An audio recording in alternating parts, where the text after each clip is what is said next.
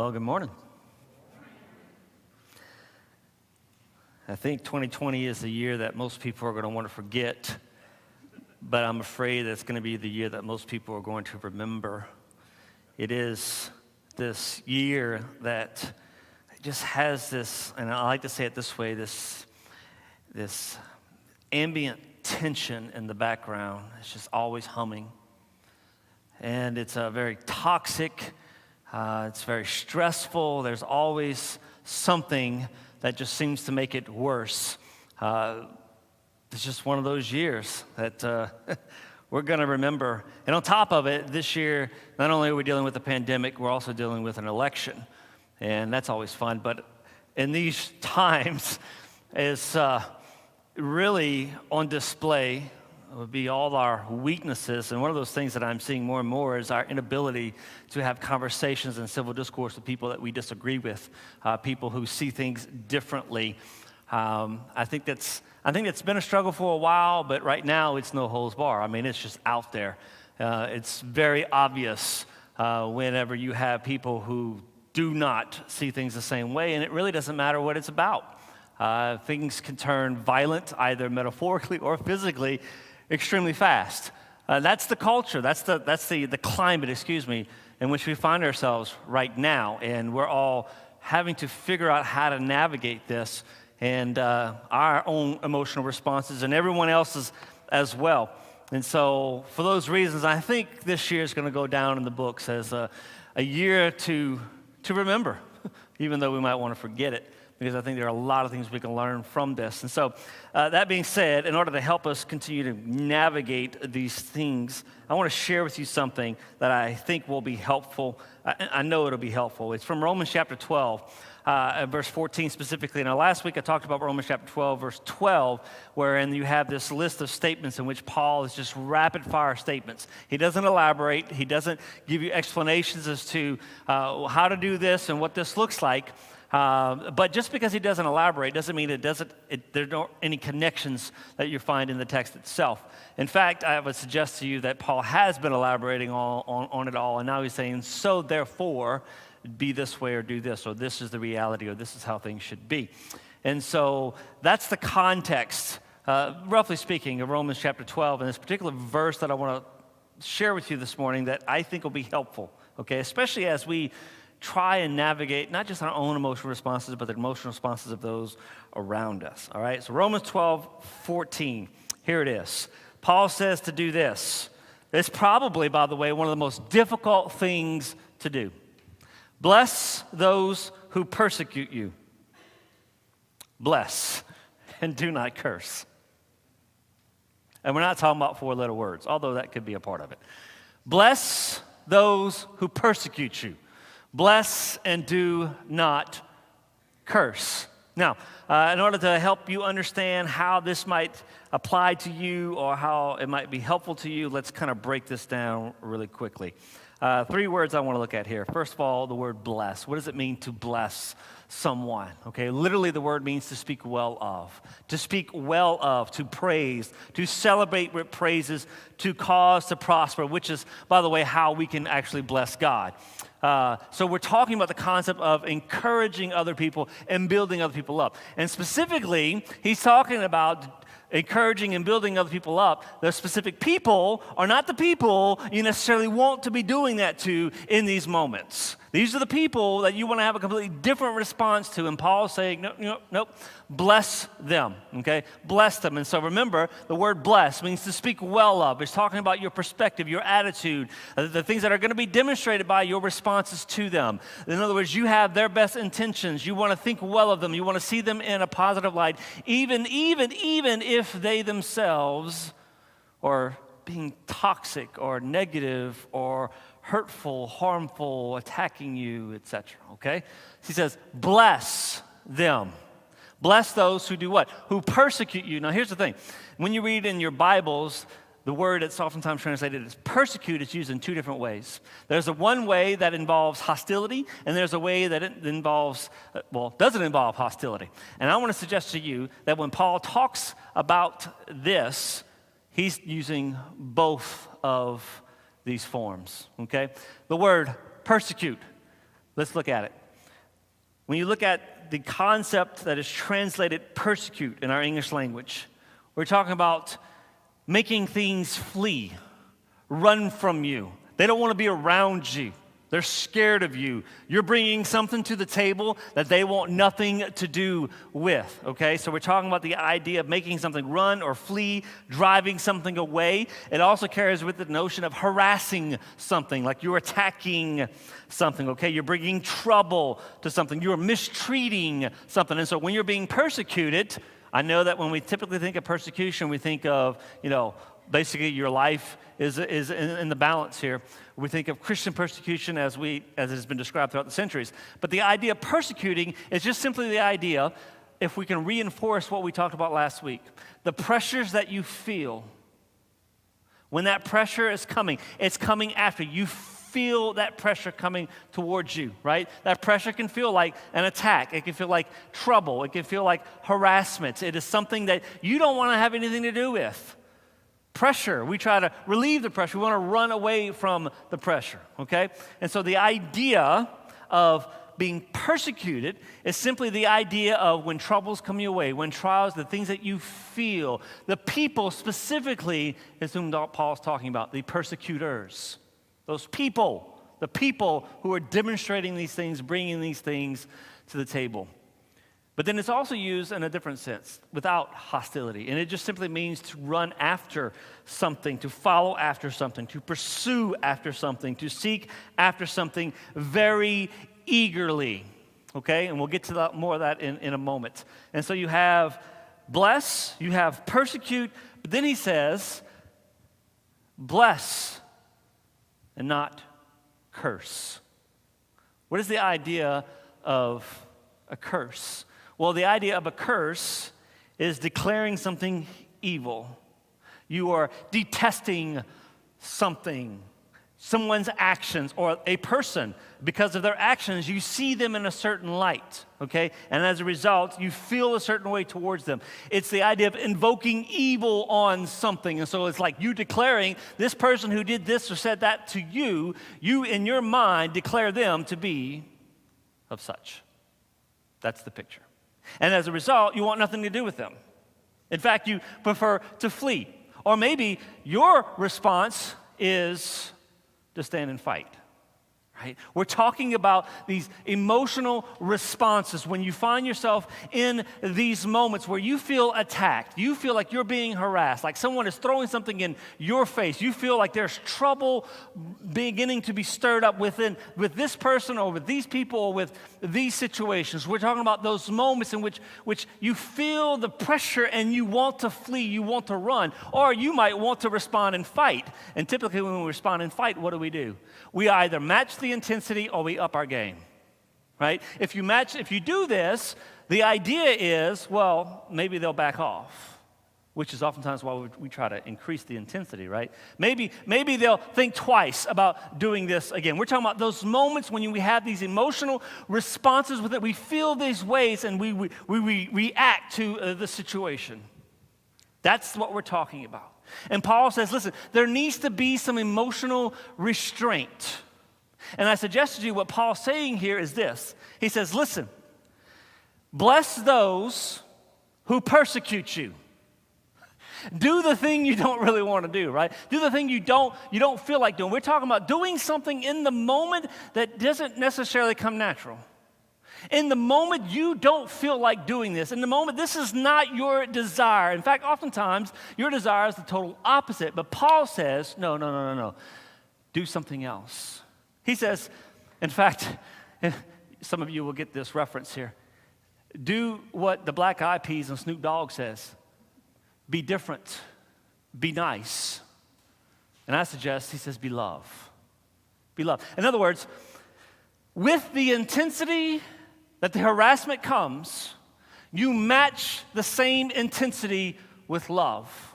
Now, therefore, he says, bless, don't curse. And so they're eagerly coming after you. They want to stir up trouble. They want to throw things in your face. What do? How do you respond? Paul says, with the same intensity, you pursue them with love. No. Why do we say love? Because we're talking about having to do something in the moment that goes against probably everything we're feeling. How do you in the moment respond the total opposite way to someone when they're coming after you? When it's an intense situation where they're emotionally responding and they're stirring up emotions in you, and your first response might be to give it back to them. How do you do that? How do you treat someone in a completely opposite way in these moments? Well, it takes love. That's what it takes. It takes love. Which, by the way, is why Paul said in verse 9 of the same chapter, love must be sincere or genuine. How do we, in the moment, honestly and genuinely speak well of and praise someone who is attacking us? Or we feel like they're attacking us. Someone who's doing the total opposite. It takes love. And which is why Paul also said in verse number 12, be patient in affliction, or to endure calmly the pressure. So you see, the pressure is like the coming at you. You feel it. It's pursuing you, and you want to run from it, right? Or you like the pressure, you like the drama, and you want to intensify it. Let's make a war out of this thing, right? He says, in those moments, as you see it pursuing you, you pursue it with the same intensity, but with love. With love. How do I do that? Well, love has to be genuine and sincere, right? You can't fake it in those moments. It's the real, how you really feel coming out, right? He says, so therefore you must be love, which is something, we need to start with 1 Corinthians 13 and just kind of proceed from there. So that's how important love is for a disciple of Jesus. That's how important it is for us to have love and to see the importance of love in order for any of this stuff to become a reality in our own lives. And so he says, let love be genuine, and when the pursuit takes place, when the pressure is coming, how do you respond? Patiently or calmly endure that pressure so that you can really go against everything you're probably feeling and be very intentional about saying, how do I love in these moments? How can I step up my game and intensely pursue after them with love? That's why love is so important, because this is not easy, is it? This is not easy to do. And as difficult as it might seem for us, listen, it wasn't easy for these people, that the people who this letter was being read to. This would not have been easy for them. Because remember this, they lived in an honor-shame culture, or honor-shame society. Now, you can use your imagination, okay? And you can picture moments when, because of someone's honor being on the line, it would dictate a necessary response. In fact, it would be expected. But then Paul comes along and he turns all of this upside down. In fact, notice some of the things that Paul mentions here within this particular chapter. He says, this isn't about you receiving honor. This is not about your honor. This isn't about you receiving honor in the way that you've grown up to know it to be. It's about giving honor. It's not about you receiving honor. It's about you giving honor. Notice some things that he says here. Specifically, verse 3, he says, listen, do not think of yourself more highly than you should. And then drop down to verse 10. He says, take the lead in honoring one another, or outdo one another in showing honor. What makes this possible? It's about a desire to not just receive honor, but to give honor. Because this is what love requires. This is what love requires, which is why Jesus says, Luke 6:27 and 28, but to you who are listening, I say, love your enemies. Do good to those who hate you. Bless those who curse you. Pray for those who mistreat you. Probably some of the hardest things to do in this life. In those moments when you feel the pressure. Can you just imagine? Because this is all new. Now, it shouldn't be new to us, but this is new to them. This isn't how the world worked. This isn't how society functions. Like, who can make it in this world this way? The idea of approaching life in this way would be so foreign to them. When Jesus says this, I can only imagine how those people felt hearing Jesus saying, love your enemies. And maybe who their enemies might have been. Many of them probably would have immediately thought about Romans, thought about Gentiles, thought about maybe Pharisees, or maybe thought about prostitutes and tax collectors and other sinners. But while this seemingly turns things upside down for them, I suggest to you that this should be the norm for us. Look, we're talking almost 2,000 years later, and we still struggle with this. So why do we say love? Why is that so important here? Because here's what happens. In these moments when we're feeling the pressure and we pursue them with the same intensity, but with love, this is what it does. This is what it does. It undermines persecution.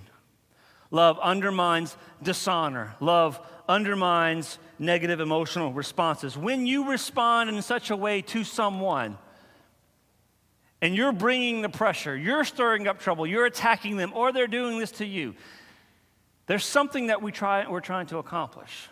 There's something that we're trying to do, okay? And when we respond in love, or when they respond in love, it undermines the very thing that we're trying to do. It undermines the very thing we're trying to accomplish.